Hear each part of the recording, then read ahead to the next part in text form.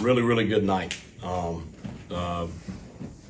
Great last 3 days. I mean, the kids have come out and they've worked very, very hard this week. That was as close to a game as I've ever had in practice before a game.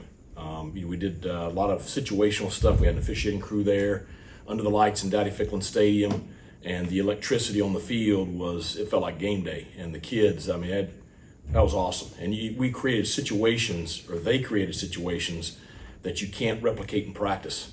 Real game situations, late game stuff. This happens because of this.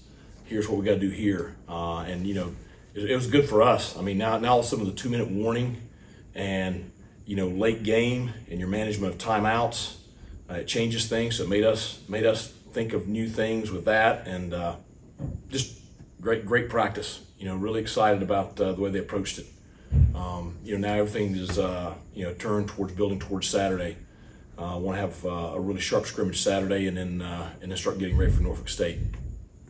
How did the quarterback specifically handle these situations? Because it is a lot on their shoulders in this. And so. It is. I mean, it's decision making. I mean, I think you had some great management of the clock. We had a 3:30. We got the lead. We're trying to run the clock out, and I thought we had great management of the offense right there. We were able to drain it out and not give it back. And then the next time we went, the defense forced a punt, and all of a sudden we're in 2-minute mode. So I think there's a few learning things, but I think both quarterbacks had good nights tonight. Did you guys use the kill switch on the play clock again? Yeah. And if so, did they Yep. seem to do better with that the second time than the first? Yeah, and it was more intense tonight. It was different than last Saturday. It was because there was stuff on the line because you had a score on the scoreboard, and you could just tell the intensity and the pressure was much greater tonight. And we had some mistakes. We had to delay a game, and we had a couple of false starts. But that I'd rather have it happen in practice because you just cannot replicate it. The officials, they were great. That's the stuff that you want. August 31st, I want to play the cleanest. Just execute at a high level. I mean, we really want to play well August 31st, and so I'm glad we got the situation to iron some stuff out and learn from. Is this abnormal for you doing like a night preseason practice, or where did Yeah. you kind of pick this up from? Well, 3 of our first 4 games are at night, and we started talking that our receivers, our kick returners, because we're morning practices, during preseason camp, and then next week school starts. Usually you would have some night practices, in season because we were an afternoon practice team. We're switching to a morning practice team, so we just hey, if we're not careful, the first time we're going to be under the lights is the home opener. And so we wanted to get 2. Last week we had the weather, so we couldn't get that one at night. But we had great weather tonight. It was perfect, and so we got a great work under the lights, catching punts under the lights, catching kicks under the lights, operating at night. It was really good. Can you tell a big difference just from this Thursday compared to last Thursday going into that first scrimmage? No doubt. I mean, I can tell a huge difference between Saturday and today, with everything. We're executing at a higher level, both sides of the ball. The competition tonight was at a much higher intensity level than it was Saturday. It was what you want. And I just that's a credit to the players. We talked about, we were all disappointed in how we executed on Saturday, and we've been very deliberate with the way we've approached each day this week. And the players, I mean, they're all in on it. And that was just they did a great job tonight. Maybe reading too much into it, but how does it help both quarterbacks kind of visualize that 2-minute drill under the lights where it's going to be kind of like that? Well, I mean, usually we do 2-minute drill in practice. It's in helmets, your tag, you're not letting them get near the quarterback. I mean, it was a live 2-minute drill, and you don't have that unless it's game day. And so all of a sudden, the quarterbacks had to sit in there, and you've got pressure coming from everywhere, and there's guys all around the pocket. And I thought they managed it really, really well. We had very few sacks in that situation. The quarterbacks did a good job stepping up in the pocket. They did a good job running. Each of them had big first downs with their legs. So I thought it's something that you just can't create in practice. It was perfect for them.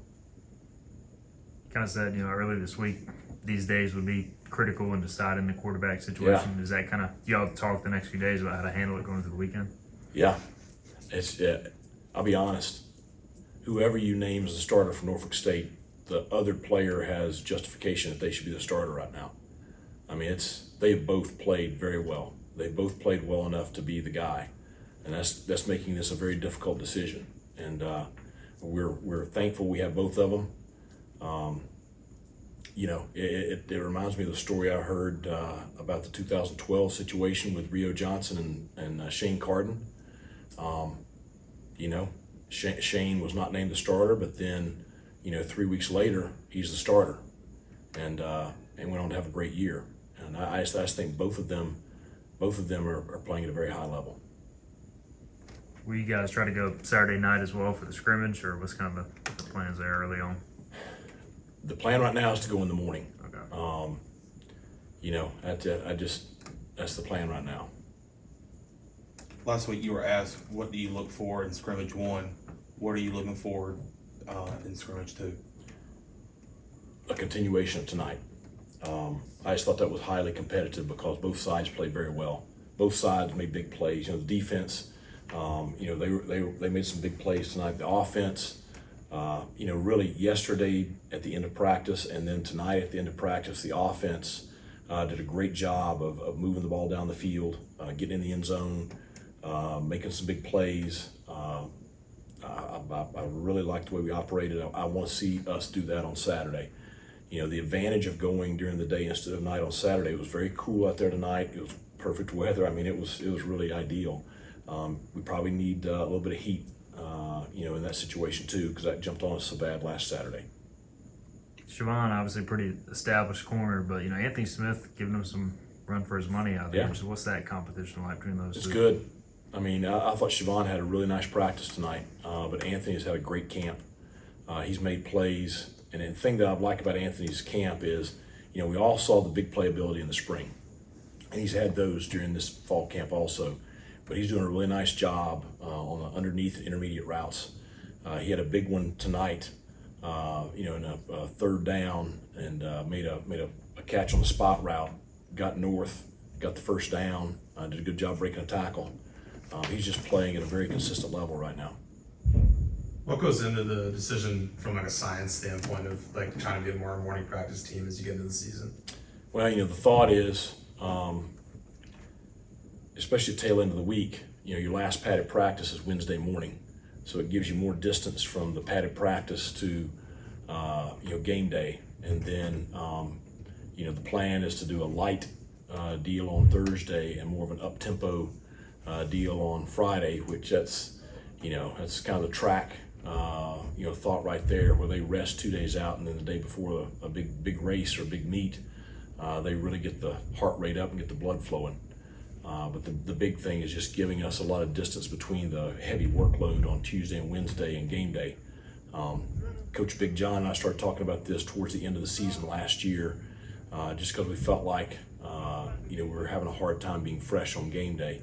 And just talking to people all across the country, the ones that have done this, they really like it.